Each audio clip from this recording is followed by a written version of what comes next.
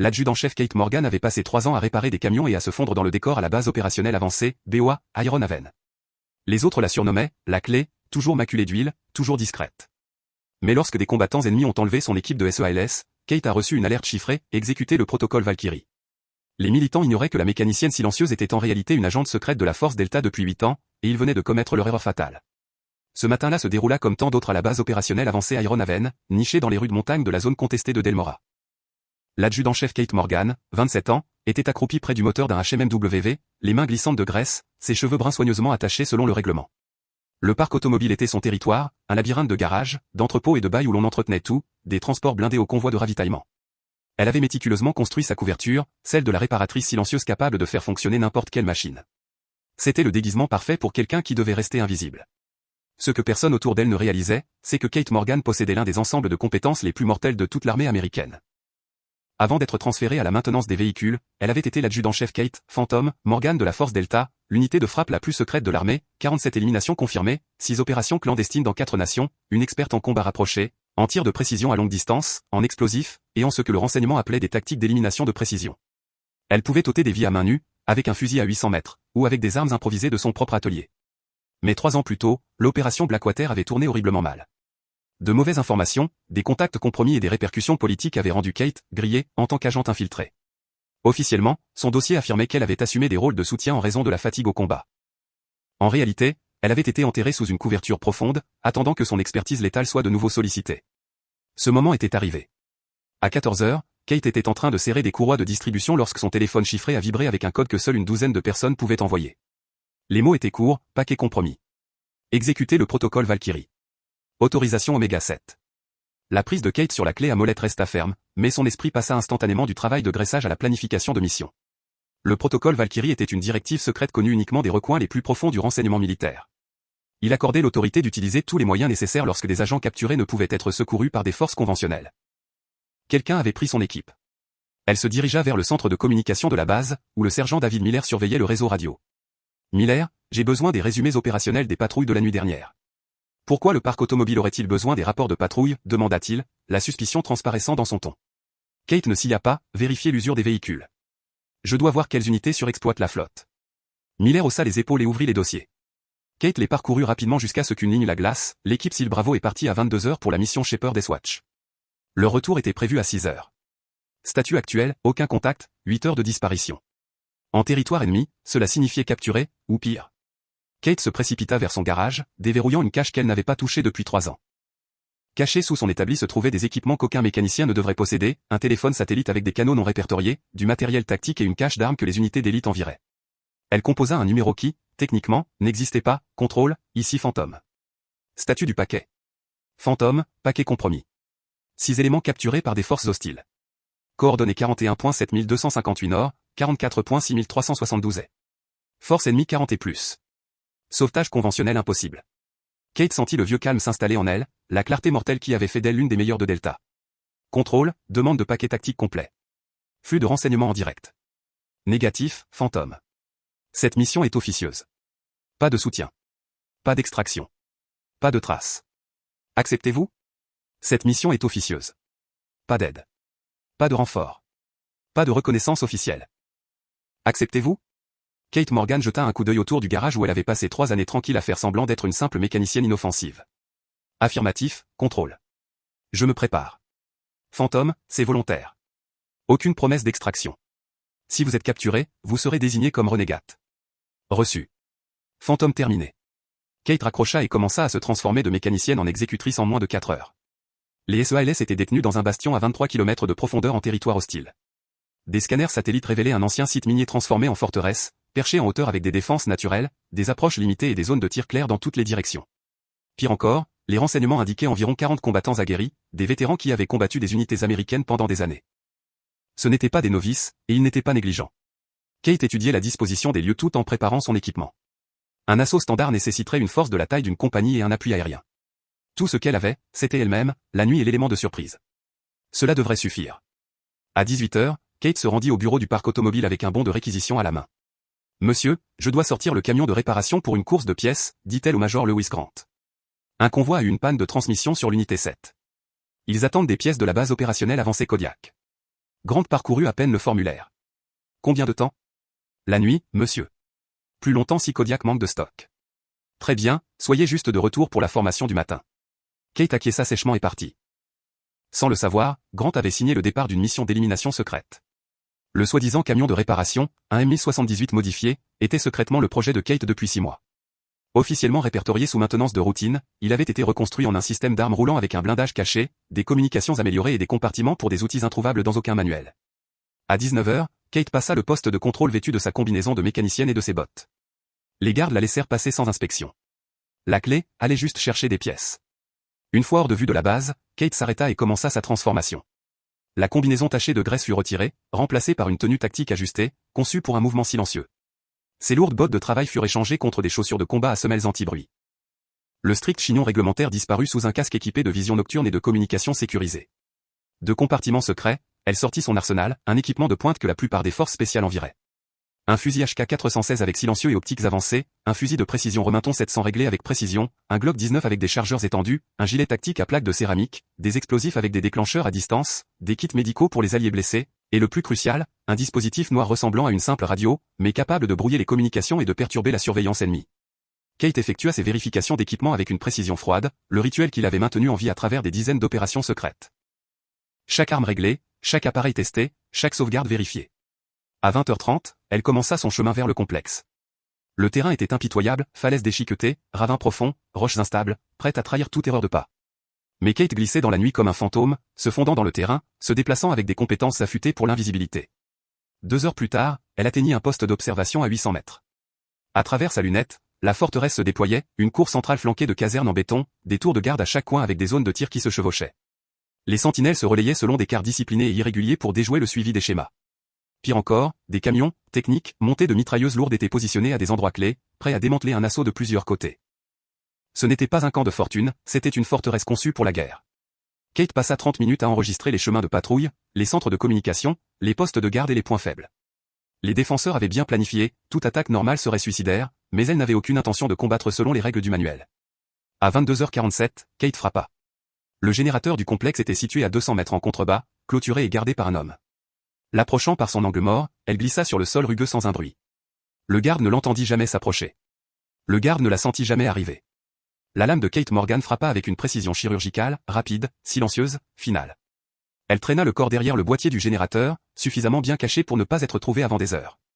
Kate arma sa première charge sur la conduite de carburant du générateur. Une fois déclenchée, elle couperait l'alimentation électrique de tout le complexe, éteignant les lumières, les radios et les systèmes de sécurité. Phase interminée. Place à la phase 2. Elle se glissa vers le côté le plus faible du complexe, où des crêtes rocheuses naturelles longeaient la clôture périmétrique. 2 gardes couvraient le secteur, mais leur patrouille était désordonnée et prévisible. Kate s'accroupit dans l'ombre jusqu'à ce que le premier garde passe, puis glissa derrière lui avec une grâce de prédatrice. Un rapide coup de couteau le tua avant qu'il ne puisse respirer. Le second, percevant un léger son, ne fit que se retourner pour faire face à son fusil équipé d'un silencieux, visant directement sa poitrine. Le coup étouffé se fit à peine entendre au-delà de 20 mètres. Kate était maintenant à l'intérieur du périmètre. Se déplaçant prudemment entre les structures, elle identifia le bloc pénitentiaire, mur renforcé, fenêtre à barreaux, forte présence sécuritaire. Regardant à travers une fente au niveau du sol, elle aperçut ses coéquipiers s'il attachés à l'intérieur, surveillés par 4 militants armés.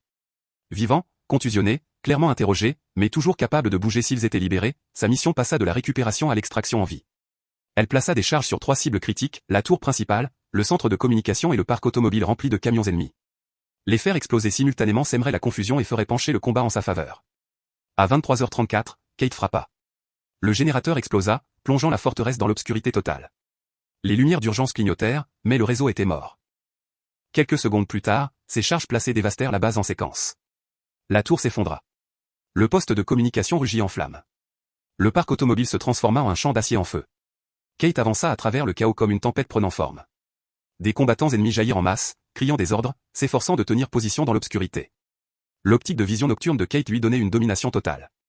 Elle les voyait clairement tandis qu'elle restait invisible. Son fusil aboya avec une précision clinique. Des rafales silencieuses abattirent les sentinelles sur les toits. Des balles explosives déchiquetèrent les nids d'armes lourdes. Chaque balle toucha sa cible, chaque cible tomba. Leur commandant tenta de se rallier, mais avec les communications brouillées et des hommes mourant rapidement, il était impuissant. Kate avait transformé un camp fortifié en son propre terrain de chasse, chaque avantage lui appartenant. Elle atteignit la prison alors que les militants tentaient de former un périmètre. À travers sa lunette, elle capta des éclairs de tir, des rafales désordonnées tirées à l'aveugle dans la nuit. Ils tiraient sur des fantômes pendant que la mort marchait parmi eux. Kate abattit les gardes extérieurs un par un avec un tir efficace. Elle força une porte latérale, balayant pièce par pièce jusqu'à ce qu'elle approche des otages. Les gardes à l'intérieur avaient tendu une embuscade au coin du couloir, attendant une poussée frontale.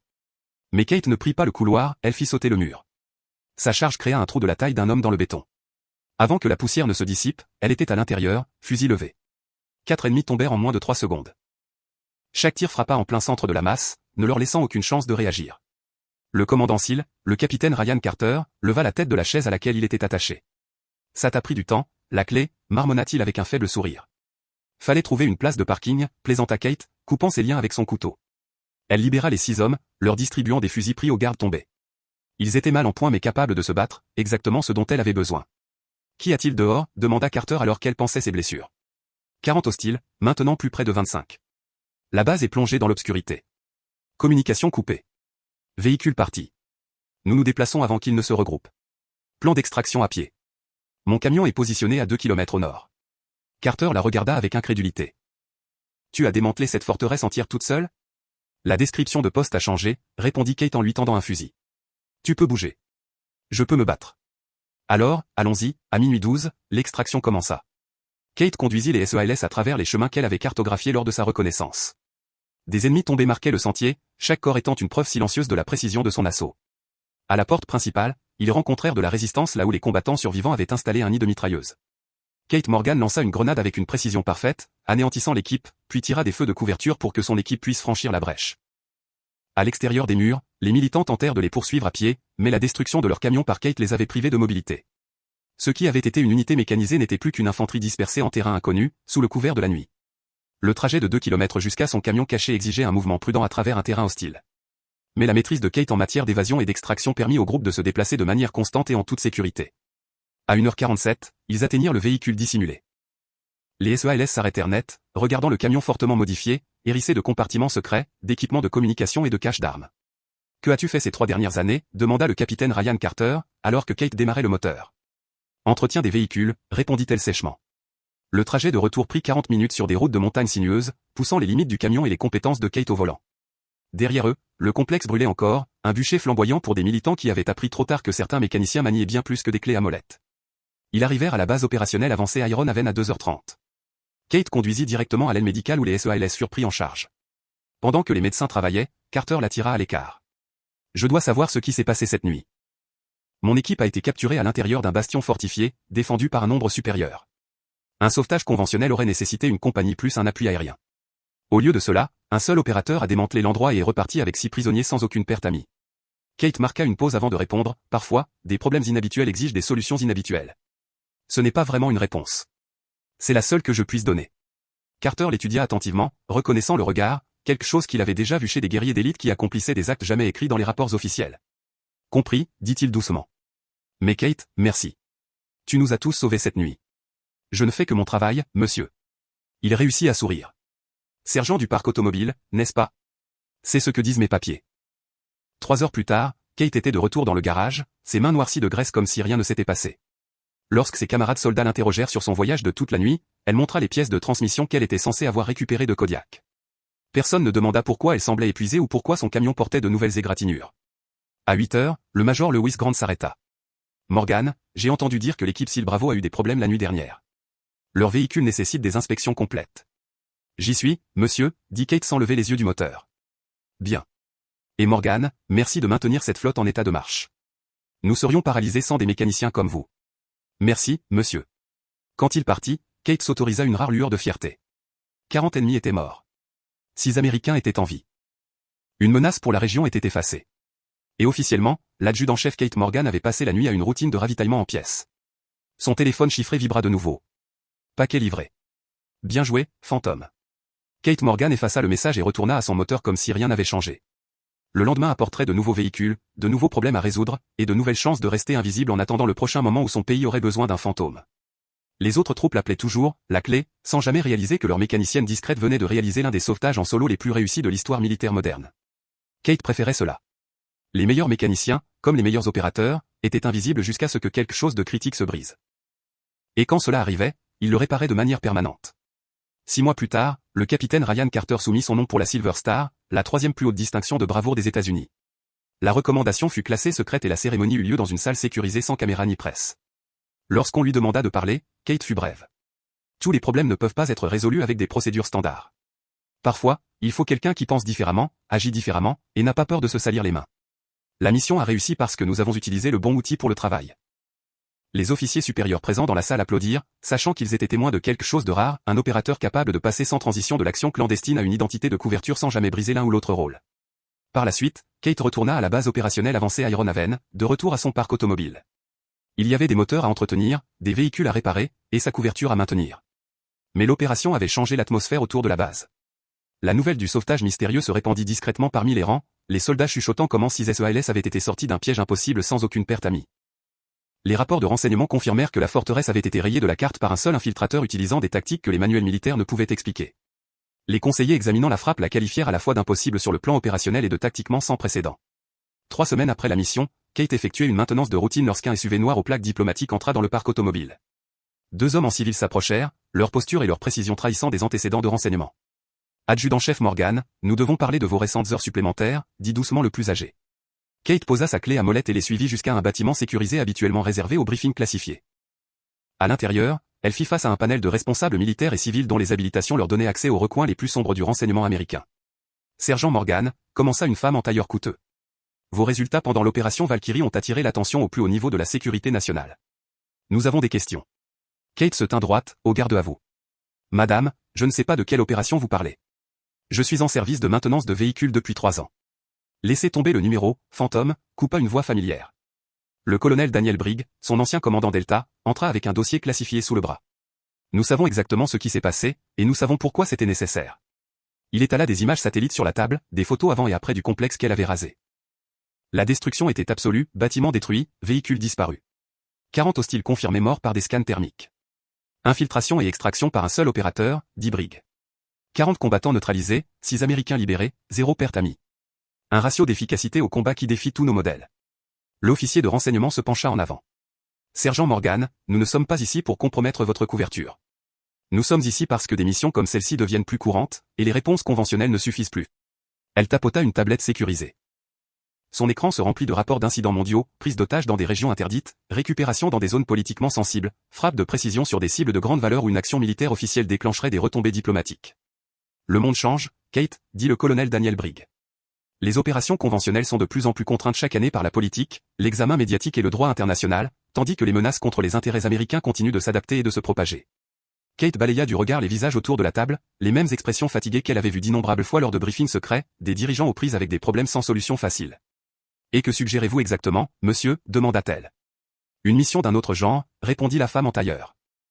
Des rôles de couverture profonde qui fournissent des raisons légitimes à votre présence, sergent du parc automobile, officier d'approvisionnement, commis administratif, des emplois qui vous permettent de disparaître dans le décor tout en vous gardant suffisamment proche pour agir lorsque les forces conventionnelles ne le peuvent pas. Brigg fit glisser une pile de documents sur la table. Nous construisons un réseau d'opérateurs placés dans des postes non combattants sur des bases du monde entier, mécaniciens, cuisiniers, commis, chauffeurs, des gens qui se fondent dans le décor, mais restent prêts pour les moments où tout dépend d'eux. Un autre responsable ajouta, ce programme n'existe pas sur le papier. Pas de chaîne de commandement, pas de dossier. S'ils sont compromis, les opérateurs sont totalement démentiels. Kate étudia la proposition. C'était essentiellement ce qu'elle faisait déjà depuis 3 ans, mais maintenant avec une portée plus large et de véritables ressources pour la rendre encore plus efficace. Et mon poste actuel, demanda-t-elle. Vous restez l'adjudant-chef Morgan, superviseur du parc automobile, expliqua Brigg. Mais désormais, vos fonctions incluront plus que les véhicules. Vous maintiendrez les intérêts américains d'une manière qui n'apparaîtra pas dans les canaux officiels. La femme tapota sa tablette, une carte mondiale s'éclairant avec des points chauds, bases dans des régions contestées, ambassades dans des capitales hostiles, centres d'entraînement près de ressources litigieuses. Pensez Y comme à de la maintenance préventive, dit Brigg avec un petit sourire. Résoudre les problèmes avant qu'ils ne dégénèrent en crise totale. Kate pesa l'offre. L'armée formelle était enchaînée par les règles d'engagement, la surveillance politique et les traités. Mais un mécanicien travaillait incognito, résolvant les problèmes discrètement, efficacement, sans fanfare. Quel est le rythme demanda-t-elle. Variable, répondit la femme. Certaines périodes pourraient passer sans appel. D'autres fois, vous serez activé instantanément pour faire face à des situations évoluant rapidement. Et si une mission dépasse ce que je peux gérer seul, insista Kate. C'est là qu'intervient le reste du réseau, répondit la femme. Des mécaniciens, des commis, des chauffeurs, des personnes ayant une formation spécialisée, prêts à intervenir lorsque le travail exige plus qu'une clé à molette. Kate jeta un coup d'œil autour de la table aux responsables qui détenaient certaines des plus hautes habilitations du gouvernement. Ce qu'ils offraient était sans précédent, la chance d'opérer dans la zone grise entre la politique officielle et la nécessité opérationnelle avec une autorité et des outils que peu de gens imagineraient jamais. J'accepte, dit-elle simplement. Brigg referma le dossier avec finalité. Bienvenue au travail le plus important dont vous ne parlerez jamais, Kate. Ce pays a besoin de mécaniciens capables de résoudre des problèmes qui n'existent pas officiellement. La réunion se conclut par des instructions détaillées sur les protocoles de communication, l'accès aux ressources et les déclencheurs d'urgence. Kate apprit que ces demandes de maintenance incluraient bientôt des équipements qui n'avaient rien à voir avec les camions, des équipements conçus pour des problèmes nécessitant des solutions permanentes. 2 mois plus tard, des ordres arrivèrent la transférant à une nouvelle affectation, superviseur du parc automobile à une base opérationnelle avancée près de la volatile péninsule de Cormick, un endroit revendiqué par 3 nations mais effectivement régi par aucune. La péninsule de Cormick était devenue un terreau fertile pour les militants, les trafiquants d'armes et les réseaux de renseignement hostiles. Le personnel américain qui y était stationné faisait face à des menaces incessantes que la seule diplomatie ne pourrait jamais neutraliser. Sur le papier, les fonctions de Kate Morgan n'avaient pas changé. Elle était toujours chargée d'entretenir les véhicules, de suivre l'inventaire et de superviser les réparations mécaniques. En réalité, sa mission était bien plus vaste, servir de bouclier invisible pour les opérations américaines dans l'une des régions les plus volatiles de la planète. Son nouveau parc automobile abritait des équipements de garage de pointe, de vastes entrepôts et des baies capables d'entretenir tout, des motos tout-terrain aux transporteurs blindés. Cachés parmi le matériel de routine se trouvaient des outils que toute unité d'opération spéciale convoiterait, des équipements destinés à des missions bien au-delà de la maintenance standard. Le 3e jour, l'activation arriva, panne de paquet nécessite une attention immédiate. Coordonnées jointes. Le code était clair. Des Américains étaient en danger. Aucun sauvetage officiel possible. Autorisation complète accordée d'utiliser toute méthode nécessaire. Kate jeta un coup d'œil à sa montre, attrapa son équipement et commença à se transformer une fois de plus, de mécanicienne tachée de graisse en ange de la mort, prête en moins d'1 heure. Certains problèmes exigeaient des techniques de réparation non répertoriées dans aucun manuel. Mais Kate avait appris que les réparations les plus précieuses étaient celles qui prévenaient les pannes en éliminant complètement la cause profonde. Conduisant vers une autre mission impossible, elle réfléchit au chemin parcouru, d'opérateur de la force Delta à mécanicienne cachée, puis à quelque chose de tout à fait nouveau. Un fantôme dans la machine, veillant aux intérêts américains par des actions qui ne seraient jamais reconnues dans aucun dossier. Les ennemis apprendraient, comme d'autres l'avaient déjà fait, que certains mécaniciens se spécialisent dans bien plus que les moteurs. Ils se spécialisent dans l'élimination permanente, silencieuse, avec une précision absolue des menaces. Et l'adjudant-chef Kate, Fantôme, Morgan excellait dans son rôle élargi. Ces outils n'étaient plus seulement des clés à molette et des douilles. Ils incluaient désormais la certitude que lorsque la prochaine mission impossible arriverait, lorsque les forces conventionnelles échoueraient et que les canaux officiels n'auraient pas de réponse, il y avait une mécanicienne qui pouvait résoudre des problèmes invisibles pour tous les autres. Ceux qui mettaient en danger les soldats américains avaient appris une vérité brutale. Certains mécaniciens ne sont pas seulement des réparateurs, ce sont des éliminateurs. Et l'adjudant-chef Kate, la clé, Morgan était très bonne dans son travail. Merci d'avoir regardé. Si vous avez aimé l'histoire, n'oubliez pas de vous abonner au compte du Vieux Bill pour d'autres récits incroyables comme celui-ci.